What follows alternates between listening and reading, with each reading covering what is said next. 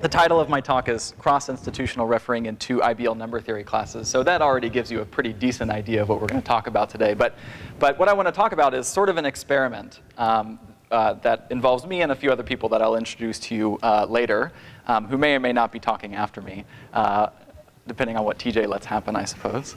So let me tell you what the germ of this experiment was. So the idea behind the idea that we're going to talk about for the rest of the time that I have here is that in some sense, mathematicians have a really interesting way of thinking and organizing their thoughts. They are simultaneously compartmental thinkers, and they are also skeptical thinkers. So as a mathematician, if you read a math paper, if you're like me, what I do is I start on the first sentence and I read left to right.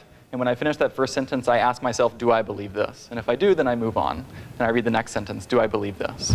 After I've done that, and I believe things line by line, I then go through each paragraph. And I say, what's this paragraph about? What's this paragraph about? What's this one about? And then finally, I go sort of section by section. What are the big ideas? Sometimes I also do that in reverse order. So along the way, I'm thinking compartmentally. If I don't understand something, I just black box it. I say, I don't get this. I'm just going to keep moving forward. So I wanted to come up with a graphic that explains this way of thinking about things. So Google's pretty awesome. And this is what Google gave me when I typed in don't believe. So if you watch The Office, then you can read this in Dwight Schrute's voice, and it becomes extra funny. But I think this is really sort of a good understanding of how mathematicians are able to think about the world. So they don't believe you when you say something. And if you're not able to sort of finish that thought, they're able to say, OK, I'm not going to believe you for now, but keep going, and we'll pick up this later. I showed this to my wife, who's in English literature, and she didn't really get this very much. I think this is really a uniquely mathematical way of thinking about the world. OK, so no matter whether you've done IBL or not, it's pretty clear that IBL trumps lecture-based teaching, at least from the perspective of creating skeptical consumers of mathematics. Students are up at the board presenting, and the students in the audience, it is their job to decide whether or not they believe what's going on. If I'm at the board lecturing, it is the student's job to just listen to what I say and somehow feel like it should be correct. There is not this question of, is he actually saying something to me which is true or not? Maybe they should be thinking that, but they don't usually when it's me at the board. So the real idea here was, how can we help students to view their own work critically and skeptically? Okay? So this is, as we're trying to teach them some mathematical content, we also want to impart the way that mathematicians think about the world. And I think this is really one of the most important things that students can come away from learning in a math class. Let me also say that this is very much about writing things. So there's the question of, do you understand the idea? And then there's the question of, can you put that down on paper so that another person can read it? And for a student to be able to write something and then ask, can a colleague of mine understand what I have written on the paper, is a really hard thing. Okay? All right. So who's involved with this? So Dana Ernst and Angie Hodge, and of course myself. I list the places that we've been, only to show you that we've sort of been in a lot of different places. Okay? So we've taught at a lot of different kinds of institutions. I met Dana through Project Next. Dana met Angie through Project Next. We went to an ice cream social. I turned around 5 minutes later. You and Angie were best friends somehow. I don't know how that happened, but it did. Thank goodness. OK, yeah, perfect. We then came to the IBL boot camp in 2010 here in Austin, but just a little down the road. We came up with this idea. And just so you know, Dana and Angie run the Math Ed Matters blog now on MAA. So Dana mentioned that earlier. OK, so what is it that we wanted to do? We wanted to build on what IBL already does well, which is this in-class peer review of student presentations. From the perspective of creating skeptical consumers, IBL is already great at doing that. There are some shortcomings, though, that we wanted to address, or if you like, there are some features that we wanted to add to that. One was that we wanted the critiques to be formal and precise, just like the proofs that are trying to be critiqued are also formal and precise. So if you're in the middle of a presentation, if a student's in the middle of a presentation and something is wrong, there is this sort of informal discussion about how to address it. And that's how mathematics gets done, so that's great. But at some point, you want to really formalize this and put it down on the page. So we wanted to add that feature. And also, we wanted to have an opportunity to allow students to do this kind of critiquing in a non-collaborative setting. Can a student go from the beginning to the end as the sole person who's supposed to determine whether or not something is right or wrong? And that's something that maybe doesn't happen as much in a traditional IBL class. So what was our idea? Our model was to basically take the anonymous peer review process that's done for mathematics research and bring it into an IBL classroom. Okay, so students are basically responsible for submitting solutions, and then students then become the referees of someone else's paper, and they have to determine, is it right or is it wrong? So that's sort of the idea. All right, so how did this work in practice? It just so happened that the spring after we were in Austin, Dana and I were both assigned to teach elementary number theory courses at our respective institutions. So we said, this is a great time to try this idea out.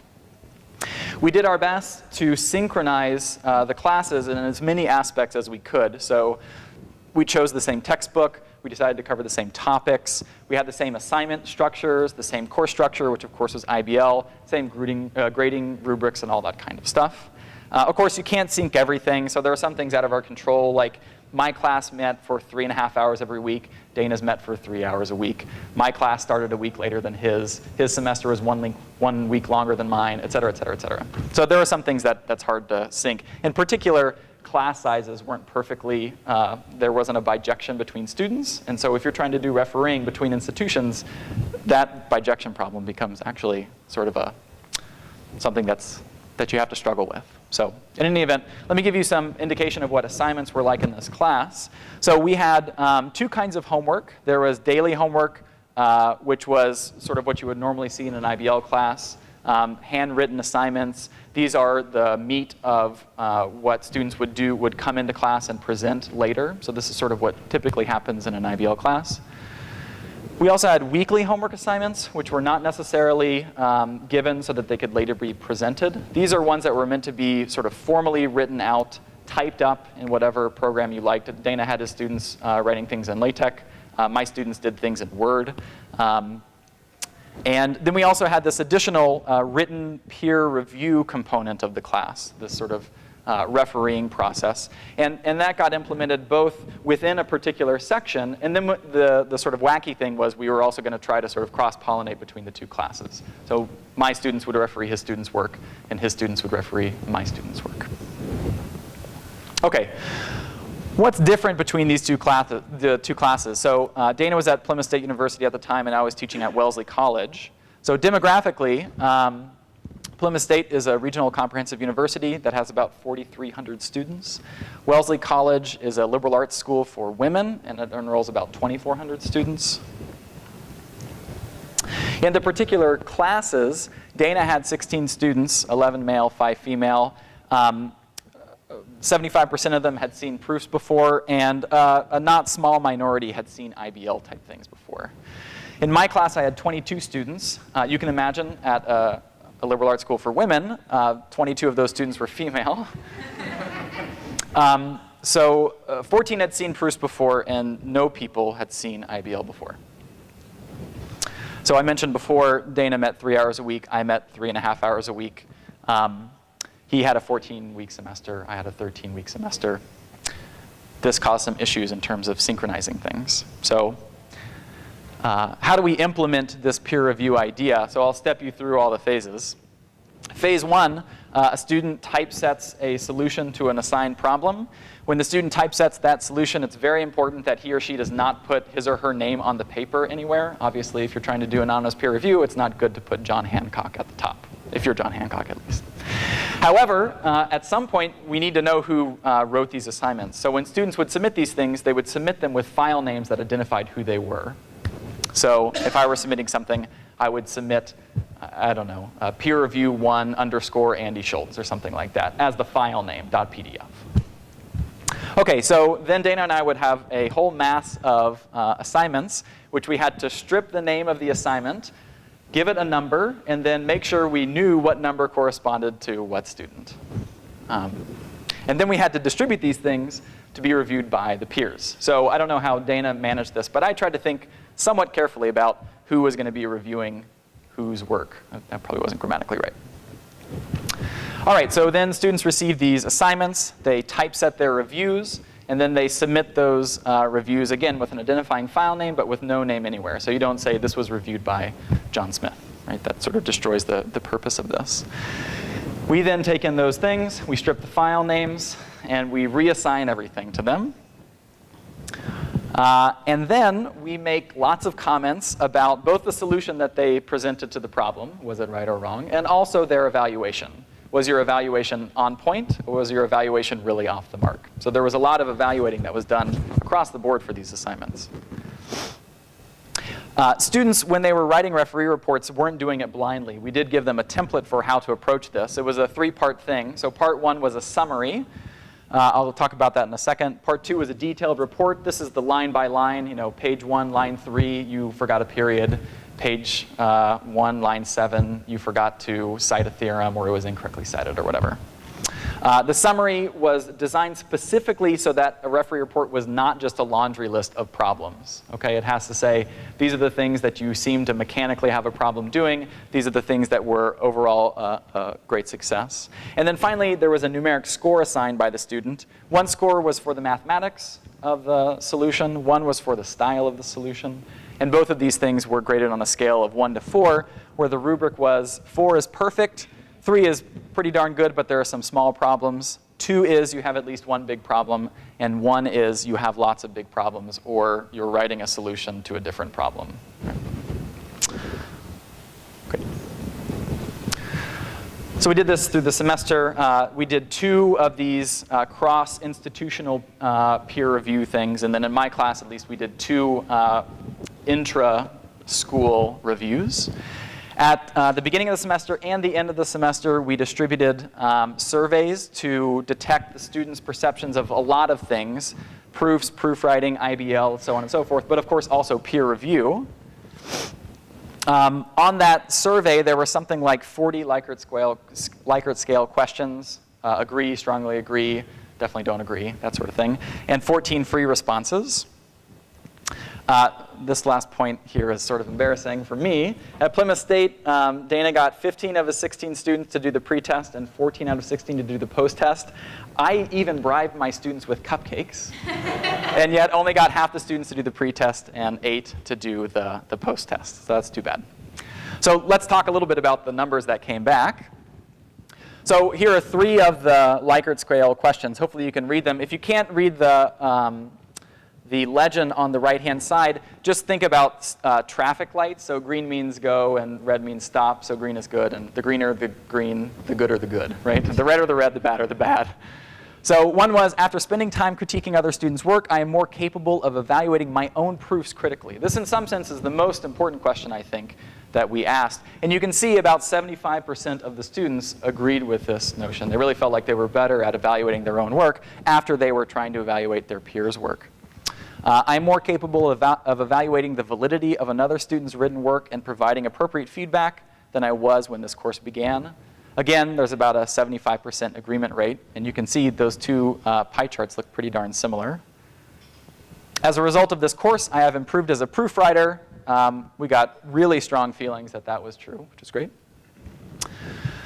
Writing a peer review requires me to be more careful and critical of my peers' work than I would be if the same work were presented at the board. 75% said, yes, this is true. The feedback I received from written peer review was helpful. This was really a mixed bag. About half said yes, something like half said no, and there were some strong feelings in the no direction, okay? The process of writing peer reviews was more helpful than the process of receiving peer reviews. Most people felt that this was true.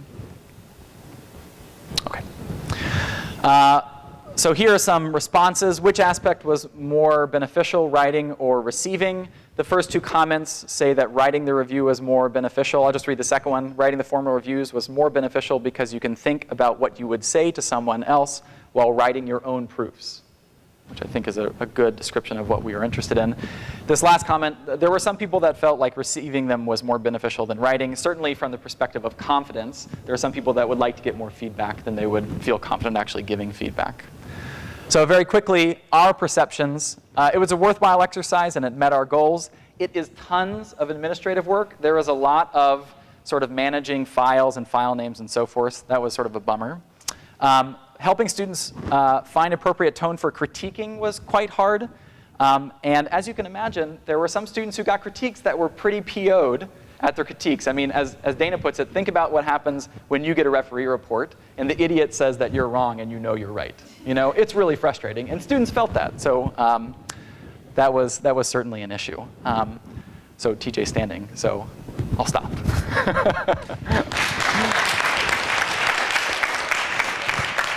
Yep. So the question was how many students, how many assignments were peer reviewed? In my instance, we had 2 that were cross-institutional, 2 that were inter-institutional, and then a project which wasn't quite a proof kind of thing, but it was sort of like an exchange of ideas between several students. So I don't know. The next slide that I didn't get to show you was how can we make this better? And the number one thing is to do this earlier and to do it more frequently. Yeah. I very much appreciate your comments here. I particularly like the inter-institutional evaluation. I will say it reminded me of a visit to Norway where institutions grade each other's final exams for courses, if you can imagine. I was just going to share a comment, really, because I do peer-based grading in my abstract algebra course on everything. And it took me a couple of years to stop grading over their grading. And I will say it's the better for it. So if you want to save some time, think about your grading, their grading, and how is that working, and are there other ways to do it? That's great. Yeah, thanks. Let me just add to that. One of the things that it was really hard for me to resist doing was I would read a student's review that I was about to send to the one student, and I knew the review was off base.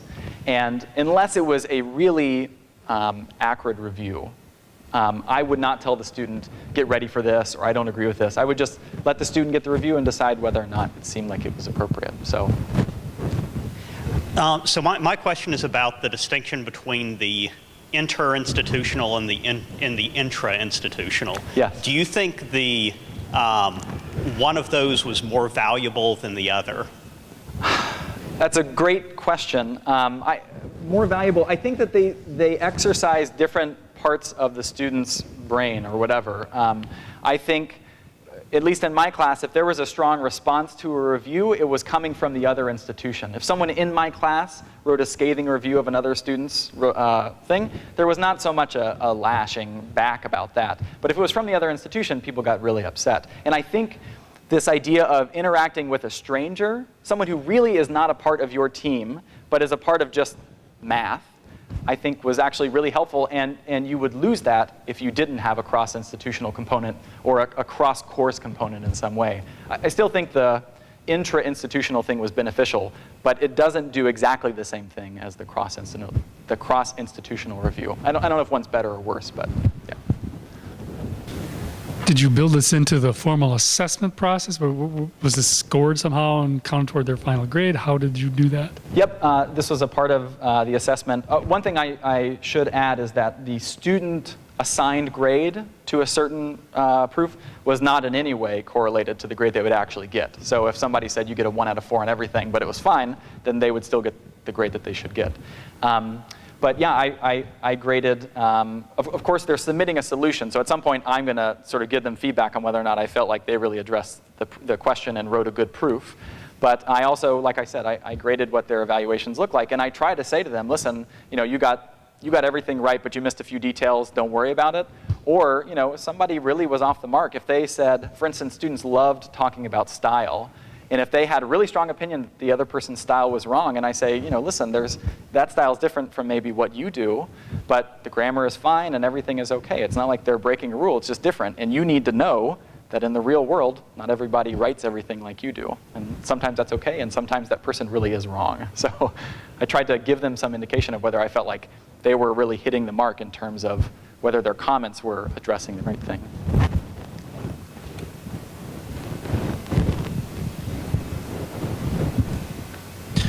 I'm just wondering a little bit more in that direction of style differences between instructors, let alone institutions. Sometimes we have different ideas as to using the use of the words let or assume or suppose, and sometimes we're very strict about that. So I'm wondering whether or not you two had to have some sort of discussion at the beginning of the class as to what makes a proof. Yeah, whether or not we needed to is, I don't know, but maybe yes, but we didn't have a discussion like that. And I think I emphasize different things than other people. For instance, my thesis student wrote me an email that said, I'm very glad that the person editing my thesis is a maniacally controlling perfectionist grammar Nazi, which is one of the nicest things a student has ever said to me. I really care that students are writing with an audience in mind, and that small mistakes matter and stuff like that. So I maybe harp on that too much. I don't know. it's sort of interesting in the process when I'm on my own. I think, oh man, I wish my students would write more like me. But then watching them evaluate Andy's students' proofs and vice versa, they really keyed in onto the culture that we developed in our room, and they're like, why don't Andy's students do display style with their math and write all this stuff in the middle of the sentence? And Andy's students were sort of all uniformly the same, and it was really interesting to watch the students really get picky about these sort of pedantic things. It really probably didn't matter. Yeah. But we wouldn't have been able to address that if we hadn't done this, so it was a really interesting thing. So please join me in thanking Andy.